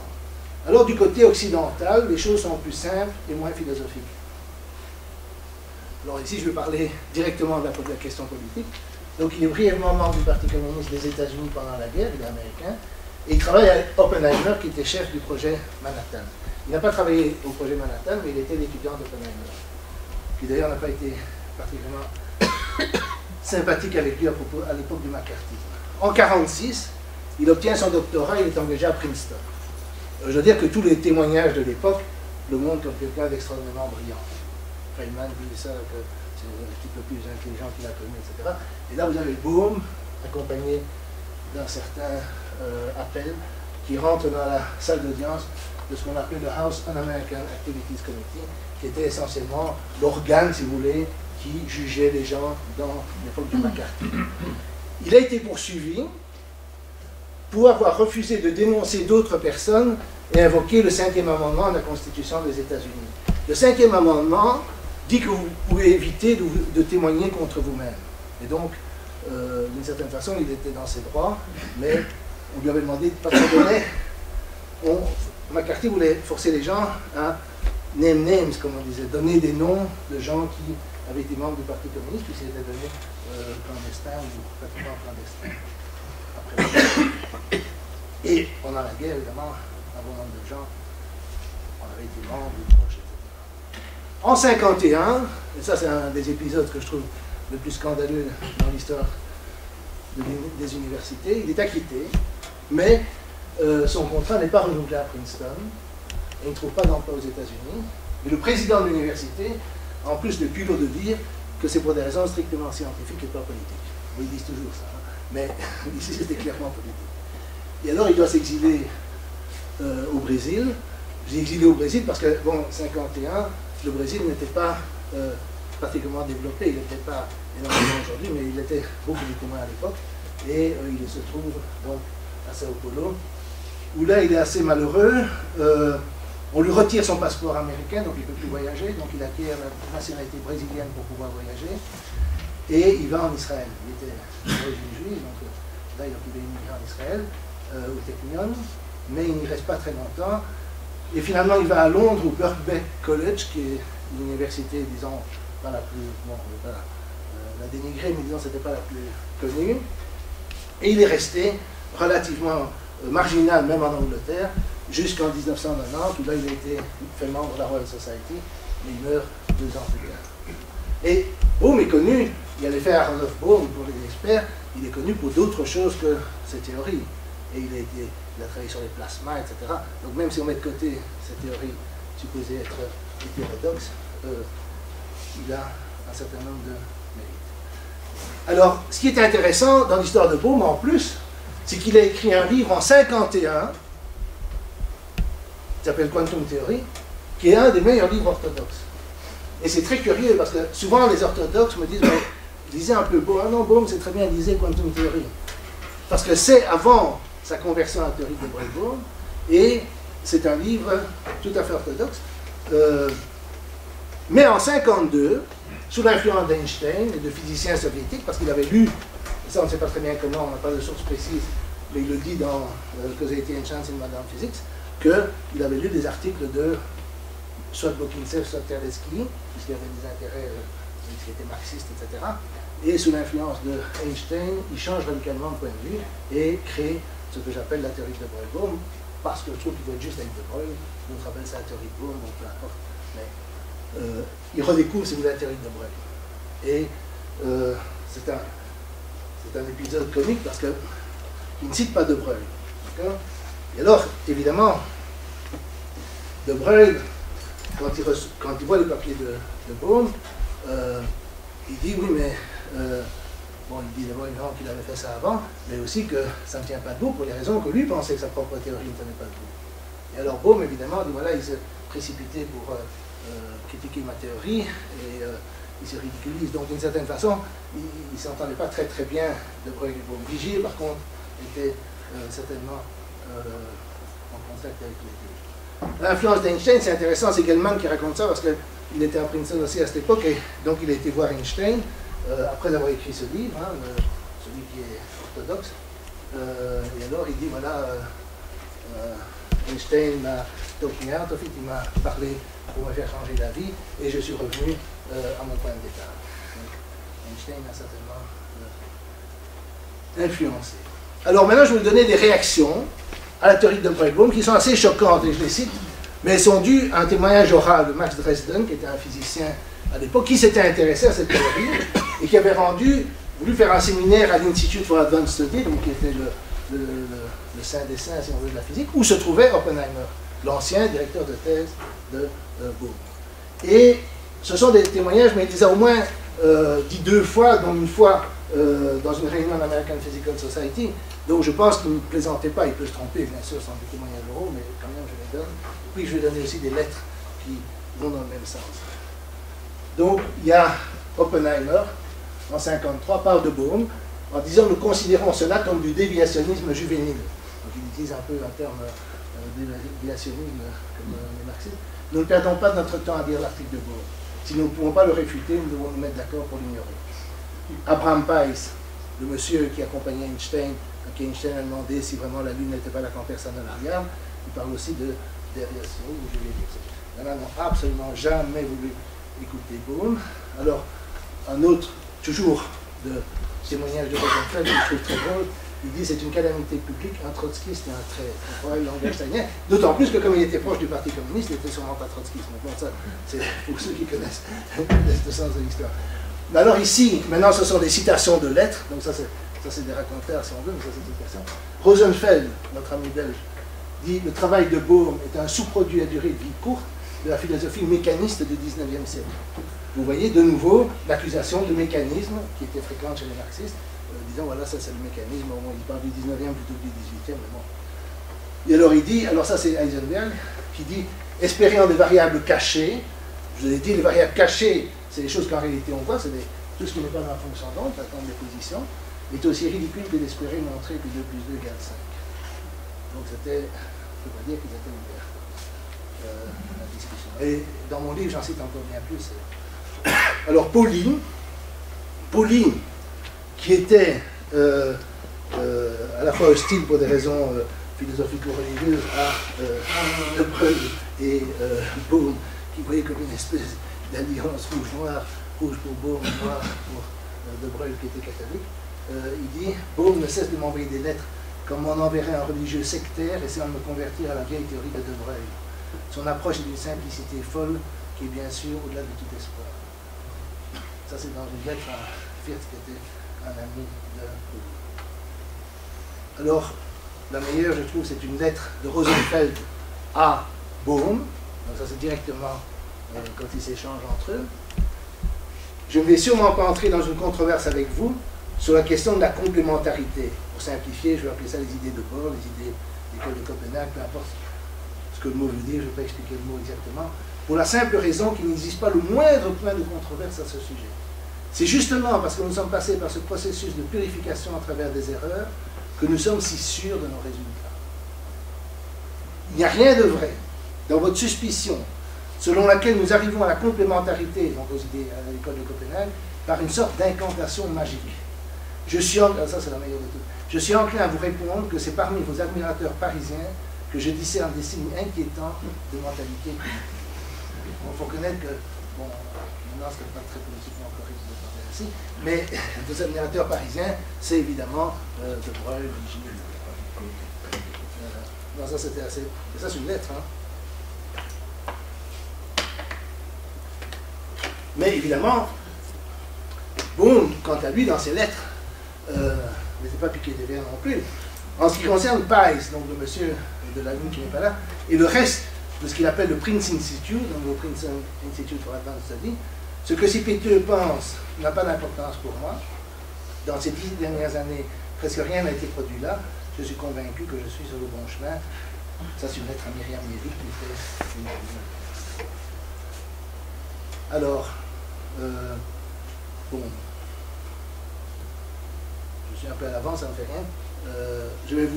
Je vais maintenant vous donner de longs extraits, de citations d'un monsieur qui s'appelle Closer, qui est un physicien, à la fois théoricien et expérimentateur américain, et qui a fait des expériences, qui était le premier à faire des expériences sur ce qu'on appelle les inégalités de Bell. Donc, si vous voulez, il a voulu tester si Bell avait raison de montrer que la réalité était non locale. On va dire ça comme ça. Lui était d'accord avec Bell que c'est ce que Bell avait montré, il voulait le tester. Il était le premier à faire ces tests qui ont été concluants. Lui, il pensait que le résultat ne serait pas concluant. Donc, c'est pour ça qu'il voulait les tester. Il voulait quand même vérifier. Il n'était pas du style, il n'y a pas la moindre controverse, blablabla, etc. Il voulait tester. Mais ces tests n'étaient pas absolument, comment dirais-je, sans réponse. Et les personnes qui ont fait les tests plus convaincants, on va dire, en tout cas, les premiers, c'est Aspect et ses collaborateurs à Paris. Donc, si vous avez entendu parler des expériences d'Aspect, mais Closer, c'est des expériences pré-Aspect. Voilà. Et son témoignage, je l'aime beaucoup, et je le cite en détail, parce que, à part peut-être la question du macartisme, j'ai eu l'impression de vivre la même chose quand j'étais étudiant. Donc, dans les années d'après-guerre, les États-Unis ont rapidement été emportés par la guerre froide et par la frénésie anticommuniste. Menée par le sénateur Joe McCarthy, la stigmatisation est devenue en vogue. Malheureusement, l'acceptation de la stigmatisation par la population semble encourager la création néfaste de stigmatisation additionnelle, particulièrement dans un environnement dominé par le fanatisme religieux. Donc, une stigmatisation secondaire commença à se développer dans la communauté scientifique, envers tous ceux qui, de façon sacrilège, étaient critiques des fondements de la théorie quantique. Cette stigmatisation a survécu longtemps à la période McCarthy et a persisté jusque dans les années 70 et 80, d'où le livre de David Kayser, ici sur les hippies qui ont sauvé la physique, parce que dans ces périodes-là, il n'y avait que ces fous, enfin ces demi-fous, si on veut, qui s'intéressaient encore à ces questions. Alors là je rentre dans ce qui était vraiment, dans ce que moi j'ai vécu aussi, par McCarthy. L'impact en fut que tout physicien qui critiquait ouvertement ou questionnait sérieusement ses fondements ou prédictions était immédiatement étiqueté comme charlatan. Les charlatans ont évidemment du mal à trouver des emplois décents. Closer alors mentionne, les gens que j'ai mentionnés plus tôt, Einstein, Schrödinger, De Broglie, qui étaient des critiques bien connus de l'interprétation de Copenhague, et ne pouvaient pas être considérés comme des charlatans. Mais, et j'ai connu ça aussi, les ragots parmi les physiciens les désignaient comme étant séniles. Ce n'est pas une plaisanterie. À plusieurs occasions, on m'a dit quand j'étais étudiant que ces individus étaient devenus séniles et que manifestement on ne peut pas faire confiance à leurs opinions. Un physicien très connu, on ne vais pas donner le nom, qui était étudiant ici dans les années 50 et les années 60, m'a raconté qu'effectivement parmi les étudiants de l'ULB, c'était aussi, en physique, c'était aussi le ragot, si vous voulez, qui circulait à propos d'Einstein. Ce ragot, dit Closer, me fut répété par un grand nombre de physiciens connus appartenant à différentes institutions prestigieuses, donc je viens de donner un exemple. Étant donné cette caractérisation, le rôle de leader en développement de la physique était sévèrement limitée. Étant donné les règles implicites à la stigmatisation, le pire péché que l'on puisse commettre était de suivre l'enseignement d'Einstein et de chercher une explication de la mécanique quantique en termes de variables cachées, comme Bohm et de Broglie l'avaient fait. Ce zèle religieux parmi les physiciens engendra un puissant prosélytisme parmi les étudiants. Encore quelque chose que j'ai pu observer. Dans un cours typique de physique, sous-gradué ou gradué, les étudiants apprenaient comme faisant partie du sens commun que Bohr avait raison, Einstein tort. C'était la fin de l'histoire et la fin de la discussion.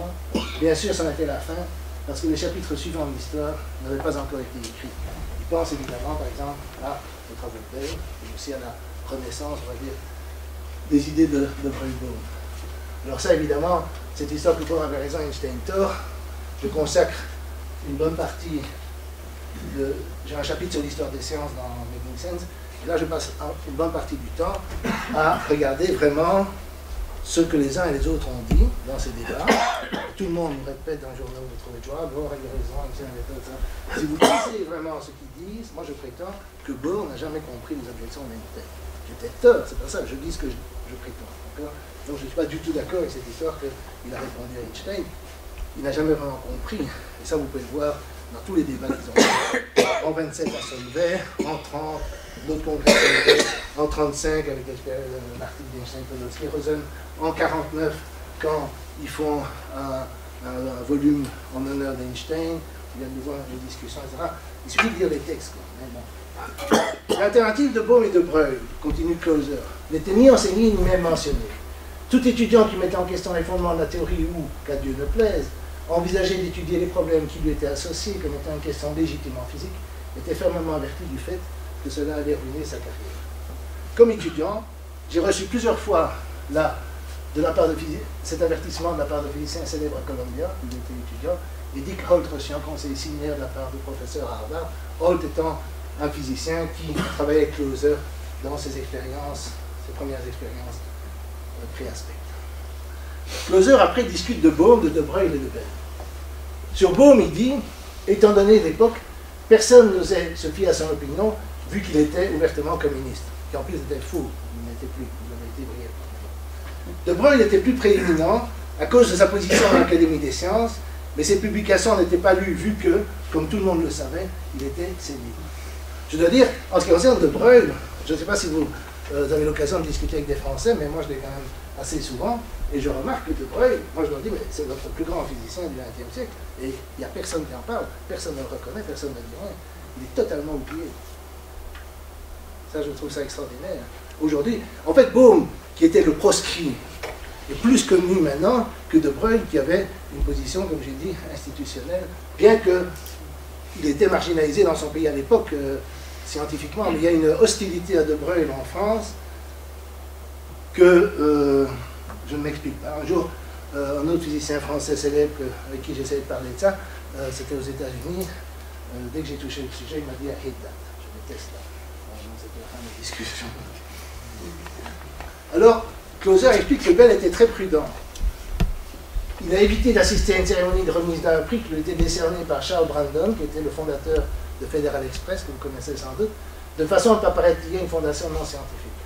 Il ne discutait jamais de ses études avec ses collègues au CERN et menait ainsi une sorte de double vie. Bon, c'est pas tout à fait vrai, à un certain moment, c'est devenu trop connu, si vous voulez, pour qu'il puisse mener sa double vie, mais c'est vrai qu'il évitait d'en parler pour ne pas passer pour un charlatan. Finalement, quand on a un spectre, donc Aspect étant celui qui a établi les résultats de Bell, qui préparait ses expériences est venu le voir, la première question de Bell fut « Avez-vous un poste permanent ?» Ce qui est d'ailleurs un argument pour les postes permanents, parce qu'en France, il y a eu le moyen d'avoir des postes permanents relativement jeunes. Et bon, quelques défauts que ça puisse avoir, ça va aussi des défauts. Ça, c'est Aspect lui-même qui raconte ça. Alors, pour taper encore un peu plus sur mes collègues, Closer parle des théoriciens évangéliques, tout ça c'est pour faire plaisir à Dieu, mais qui ne voulaient même pas entendre parler de tests cruciaux concernant la mécanique quantique. Quand il parlait à Richard Feynman, qui est souvent un des plus grands physiciens de l'après-guerre, de ses projets de test des inégalités de Bell, donc de test de ses idées sur la non-localité, il m'a immédiatement chassé de son bureau en disant « Eh bien, quand vous aurez trouvé une erreur dans les prédictions expérimentales de la théorie quantique, revenez et on pourra discuter du problème que vous avez avec cela. Donc, c'est pour dire que vraiment, il ne voulait pas s'emmerder avec des expériences. C'était vraiment pas ça. Quand il a été étudiant, Clauser lui-même avait du mal à comprendre l'interprétation de Copenhague. Il trouvait le travail de Bohm et de Breuil rafraîchissant, vu qu'il donne des modèles réels dans l'espace physique de ce qui se passait. Quand il fit ses expériences, Clauser dit, la période McCarthy faisait passer un passé lointain, c'est dans les années 70. Au lieu de cela, la guerre du Vietnam dominait l'agenda politique de ma génération. Étant jeune étudiant vivant dans cette période de pensée révolutionnaire, je voulais naturellement secouer le monde. Alors, je vais terminer par des considérations que on aura le temps pour discuter. L'histoire racontée par Clauser, illustre le fait que dans les sociétés libres et démocratiques, les opinions hétérodoxes peuvent être réduites au silence de façon aussi efficace et parfois plus que dans les dictatures. En effet, il suffit pour imposer une orthodoxie, de stigmatiser les libres penseurs, de censurer les publications déviantes. Rosenfeld, par exemple, est un champion de toute catégorie pour empêcher de publier dans les revues les critiques de l'époque de Copenhague et ne pas donner d'emploi à ceux qui ne suivent pas la ligne dominante. Certes, ces méthodes sont moins brutales et donc plus agréables que celles des dictatures, mais cela n'implique pas, ça je tiens à le souligner, qu'elles sont moins efficaces. Étant donné le relatif confort de la vie moderne, qui va risquer d'être marginalisé devant sa carrière brisée pour quelque chose d'aussi trivial que la défense de ses idées? Cependant, comme le faisait remarquer John Stuart Mill dans De la liberté, toujours commande, qui est écrit au XIXe siècle, ce qui est de particulièrement néfaste, à imposer silence à l'expression des opinions. C'est que cela revient à voler l'humanité, tant la postérité que la génération présente. Et ça, c'est très important. La suite, les détracteurs de cette opinion, davantage encore que ses défenseurs, que ses détenteurs. Si l'opinion est juste, on prive donc les détracteurs, on les prive de l'occasion d'échanger l'erreur pour la vérité. S'ils rejettent une opinion, mais qu'elle est vraie, alors ce qui dit, qui pour moi est encore plus fort, si elle est fausse, ils perdent un bénéfice presque aussi considérable, une perception plus claire, une impression plus vive de la vérité que produit sa confrontation avec l'erreur. Ça, je trouve que c'est une phrase très forte. Heureusement, bon, ça c'est moi qui vais terminer là-dessus, nous vivons aujourd'hui dans une époque post-idéologique où nous n'avons plus de discussion de fond, et nous pouvons tous nous rallier au conseil de David Mermin, qui est souvent réduit à Feynman, lorsqu'il résume ce qui est pour lui le sens de l'interprétation de Copenhague, tais-toi et quelqu'un. Et ça, c'était évidemment ce qu'on m'enseignait aussi quand j'étais étudiant, et qui m'énervait aussi quand j'étais étudiant. Shut up and calculate. Ce qui est exactement l'idéologie que chacun avec sa façon, avec toutes leurs différences, de Breuil, son modèle, alors, j'ai déjà mentionné certains livres. Ça, c'est sur la vie de David Bohm. Ça, c'est ce que j'ai mentionné sur l'Église. Ah, ça, c'est un livre que je n'ai pas apporté, mais qui est un livre d'histoire. Il y a un titre assez intéressant qui s'appelle Les Dissidents, et qui est d'un auteur, Olival Freire Jr., qui est un auteur brésilien. Et comme je dis, il y a un lien avec Bohm plutôt au Brésil, etc. Et il raconte toute l'histoire, toute l'histoire aussi le lien interpolitique, etc. Alors, il y a un livre que je n'ai pas apporté non plus, qui s'appelle Lettres à trois femmes. C'est vraiment du féminisme, ça va être mis, le genre de truc qui va être mis en avant, mais c'est assez intéressant sur les échanges de lettres entre Bohm et trois femmes, dont une est cette Yévik dont j'ai parlé, qui était un peu assez vu. Chris Talbot est aussi un type qui, quand il a étudié la physique, n'était pas content, puis il a fait une profession, il a fait autre chose dans la vie, et puis il est revenu à ça une fois qu'il était retraité. Et alors, comme je dis, si vous êtes tous à voilà, ben, je vais prendre vos questions, on a assez bien le temps pour discuter.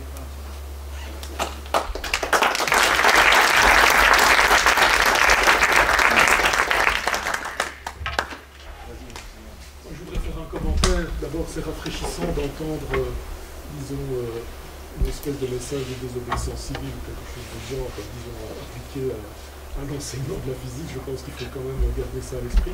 Je voudrais ajouter, comme je l'ai dit en introduction, que dans cette université, même encore aujourd'hui,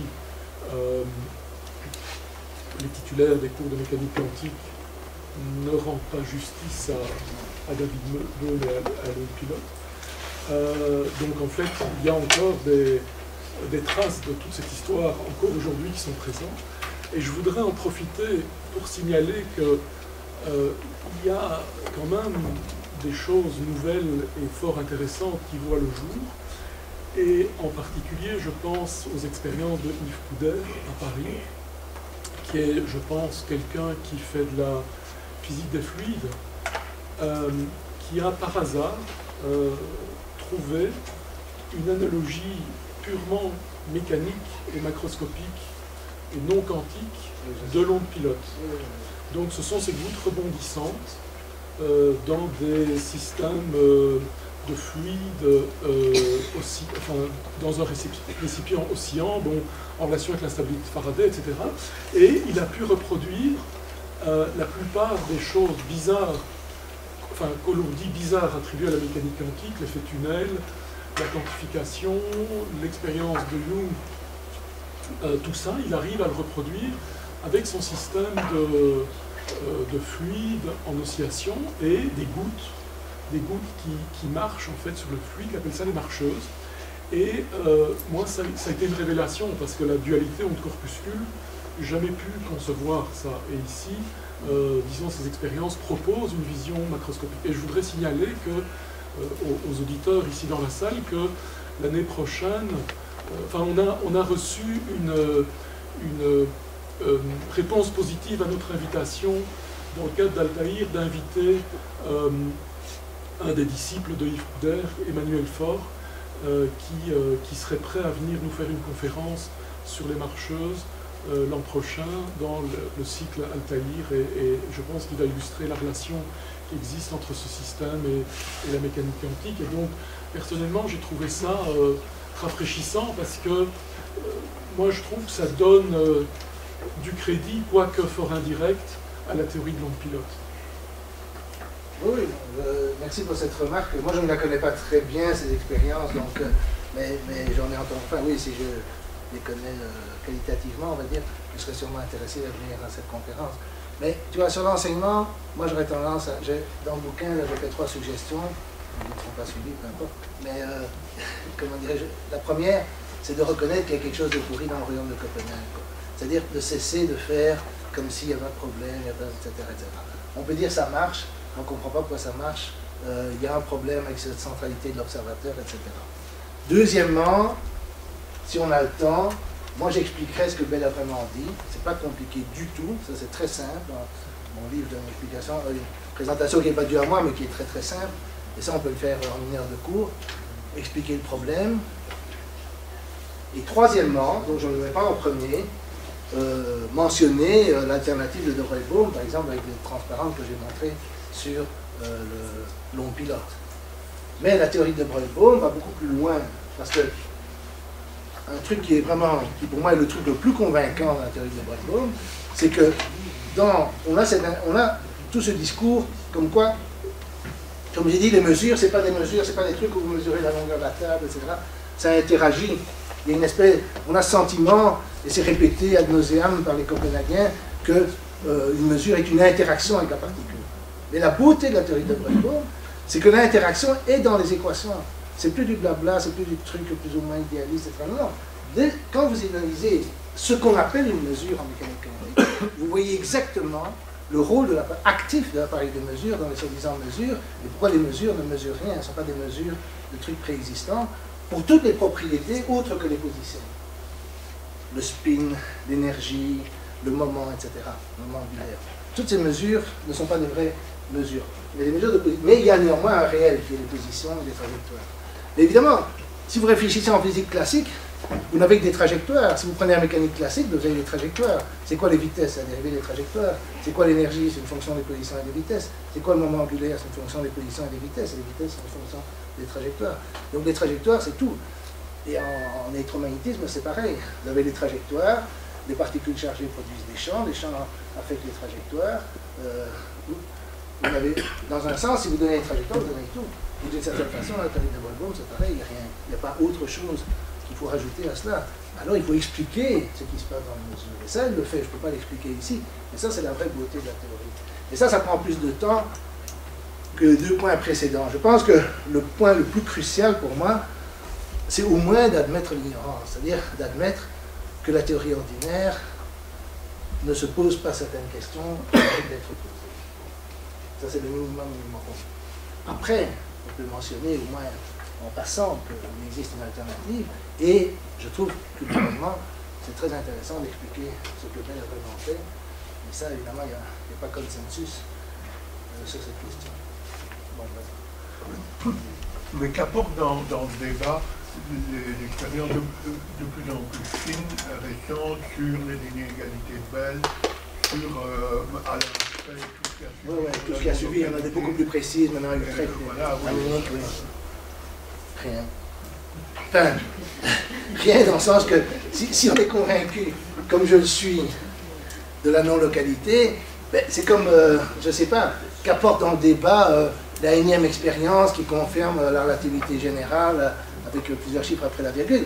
Moi, je ne dis pas qu'il ne faut pas le faire, mais conceptuellement, ça confirme ce qu'on savait, d'accord?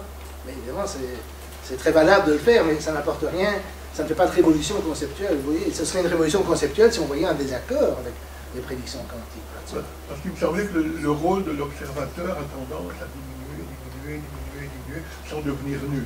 Non, ça je ne dirais pas. Moi, je pense que le rôle de l'observateur, comme je l'ai dit, il s'explique dans la théorie de Breuil-Baum, où on voit vraiment ce que sont les soi-disant observations et quel est le rôle actif de l'appareil de mesure, pas de l'observateur. Oui, oui, mais dans la théorie ordinaire, c'est pas ça. Oui, non, je voulais juste signaler que bon, c'est vrai que dans l'enseignement, en 2e année, on apprenait Feynman et la mécanique quantique assez basique, mais très vite après, moi j'ai exposé à toutes les dissidences. Il y avait ici, j'ai un doctorant, il y avait Bell qui venait faire avant les expériences d'aspect, des conférences, Vigier, je me souviens, et Géniaux lui-même se recommandait de Breuil. Oui, tu connaissais Géniaux, c'est juste. Oui, ben, Régnier aussi était. Et ça, c'est juste. Non, mais moi, de toute façon, il disait qu'il y avait des problèmes, et on a invité des gens. Je ne vais pas, comme tu sais, je n'ai pas étudié dans la même université que toi, moi j'étais à l'UCL et je parle de mon expérience à l'UCL. À l'UCL, il y avait vraiment je dirais, il y avait un blackout total. Bien qu'après, à une certaine époque, j'ai discuté avec un de mes profs, je te dirai après qui c'est, et à ma grande surprise, il dit, mais je suis d'accord avec la théorie de Breuil-Baum, mais il ne m'avait jamais dit, et j'avais toujours l'impression contraire. Donc, on rencontre aussi, parce que, écoute, à cause de l'histoire de la stigmatisation, on rencontre aussi des gens qui, après, j'en ai rencontré dans d'autres disciplines, etc., qui étaient d'accord, mais qui ne l'ont jamais dit. Quand j'ai fait cet exposé, par exemple, à l'UCL, dans un séminaire purement d'histoire, c'est à ce moment-là que il y a un mathématicien qui était là, et qui m'a dit, oui, moi j'ai tous les livres de Breuil chez moi, et il était d'accord, mais donc on n'a pas fait de surprise. Bon, ça c'est un témoignage pour m'aider. Je connais les deux personnes dont tu parles, donc je suis d'accord avec toi, mais Alain part pendant l'époque ultérieure. Oui, après, on dirait qu'il y a eu un... Oui, ça a été devenu plus orthodoxe. Est-ce que tu peux dire un mot de l'inconsistance entre la non-localité et la relativité? Oui. Alors, ce qu'il y a en relativité, c'est que si on a des choses qui sont instantanées, alors on peut trouver des référentiels où l'un se passe dans le passé de l'autre, ou l'autre dans le futur, enfin dans le futur ou le passé de l'autre. D'accord? Et donc si on a des relations causales instantanées, on a le problème de la rétrocausalité, c'est-à-dire on a l'impression que le présent peut agir sur le passé ou le futur agir sur le présent, etc. Et ça, c'est un problème sérieux. Bon, le livre de Modine discute de ça en détail. Moi, je n'ai pas de solution. J'ai pas de solution, mais si tu veux, le problème, c'est que je ne peux pas laisser tomber un des deux. La relativité a un support empirique énorme, mais la non-localité aussi. Et si on le comprend bien, alors il y a beaucoup de gens qui disent non, mais Ben n'a pas montré ça. Moi, je prétends qu'il l'a montré. Il faut évidemment se mettre d'accord là-dessus.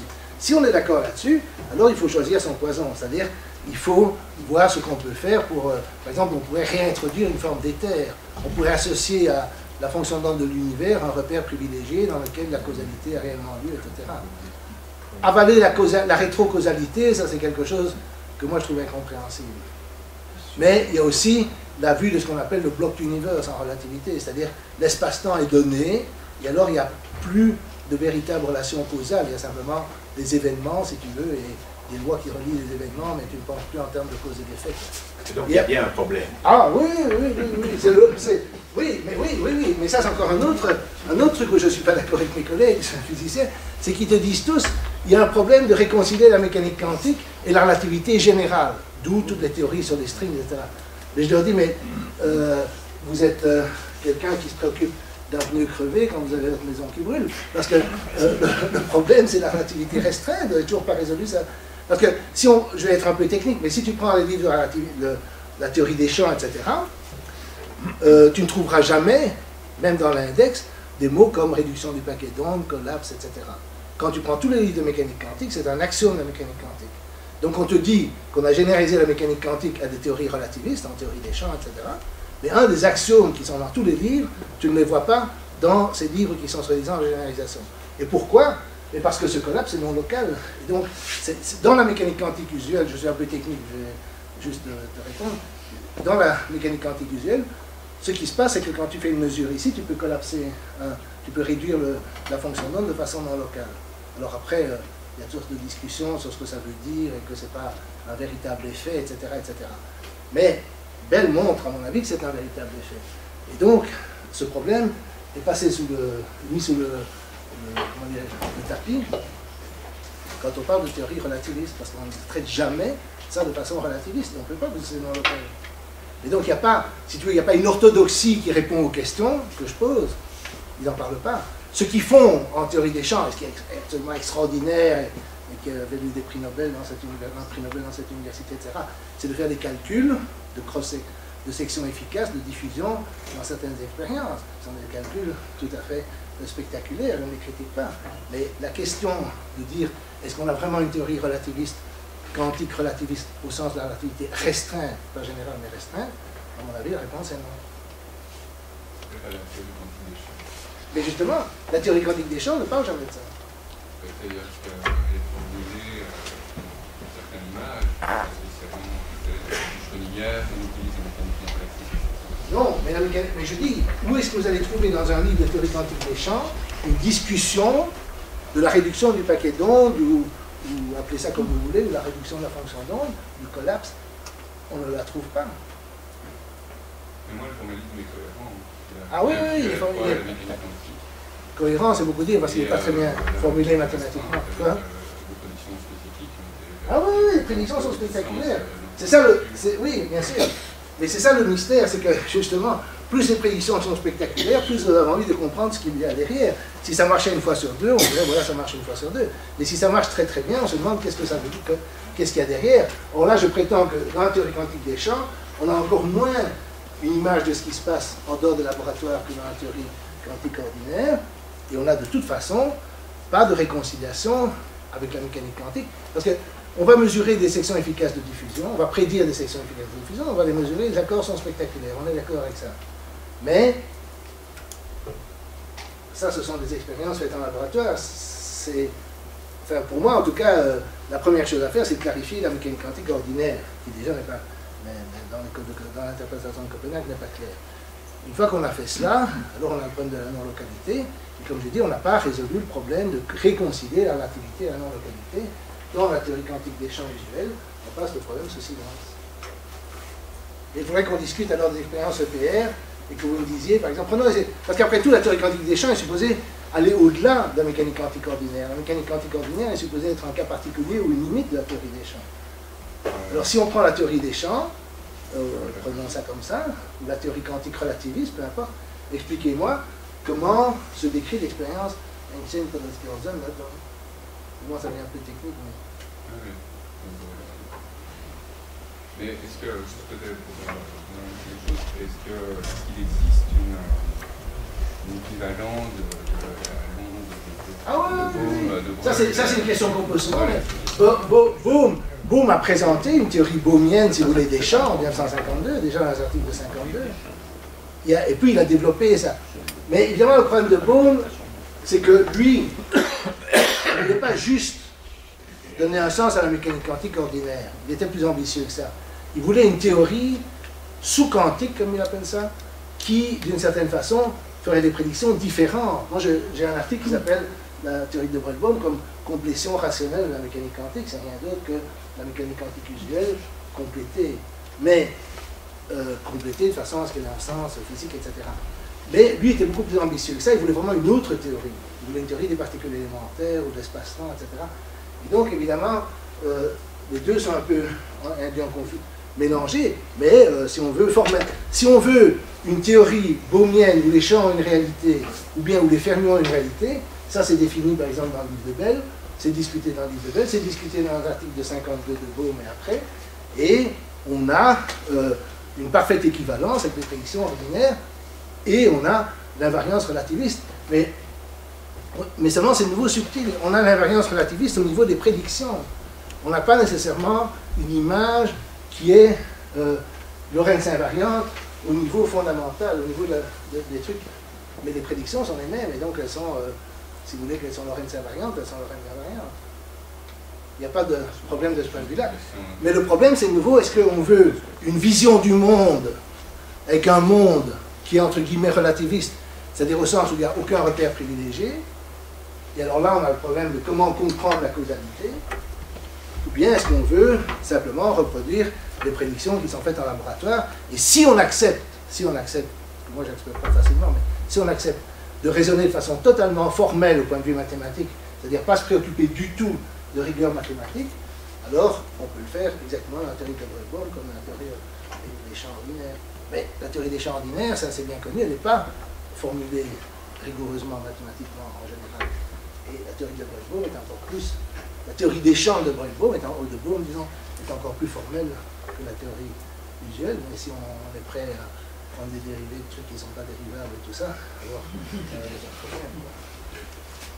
non, c'est vraiment ça la théorie. Ça c'est... Et c'est parce que je sens un désaccord entre l'intervenant au fond. Est-ce qu'on peut dire de manière, pour vraiment le dire de manière crue, est-ce qu'on peut dire que la théorie quantique des champs traditionnelle évacue le problème de la non-localité? Bien sûr. Voilà.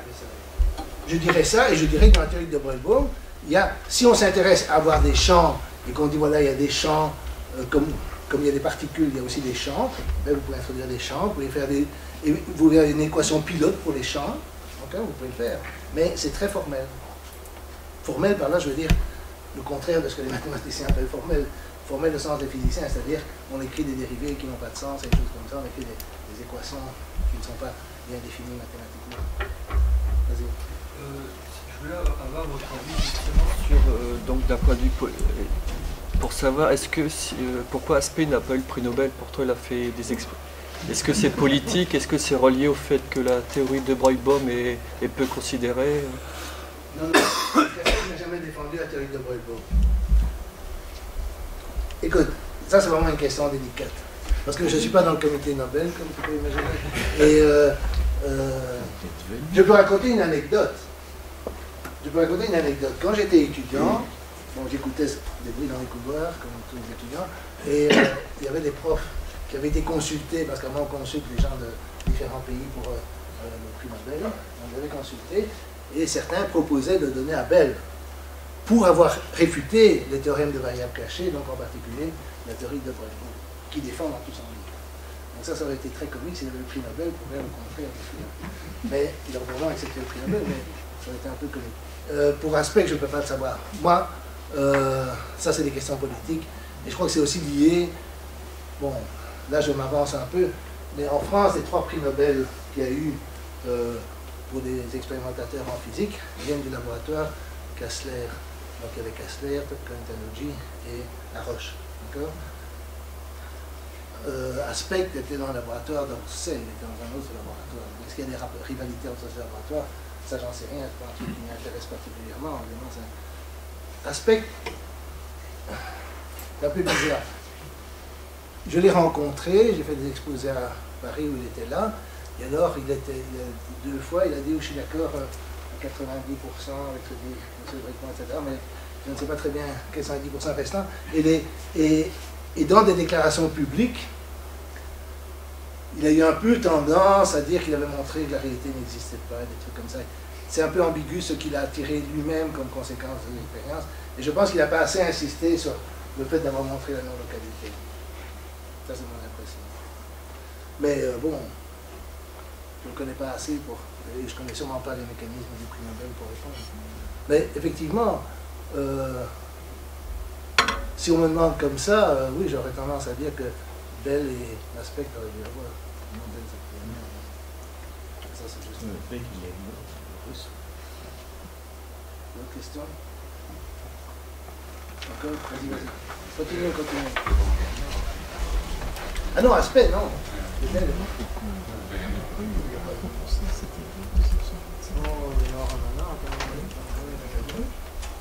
Il est mort assez jeune.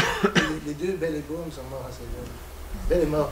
Bell était quelqu'un qui menait une vie absolument healthy, il était végétarien, il était tout ce qu'on veut, il est mort à 60 ans.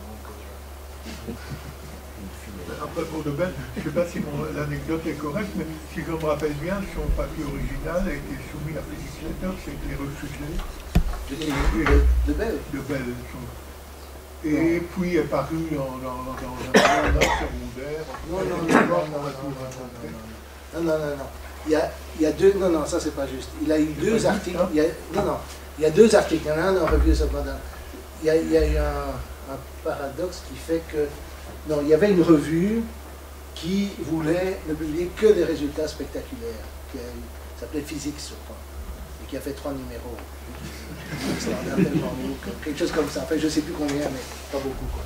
Et l'article de Bell sur ce qu'on appelle Zingated Bell a été publié dans celui-là.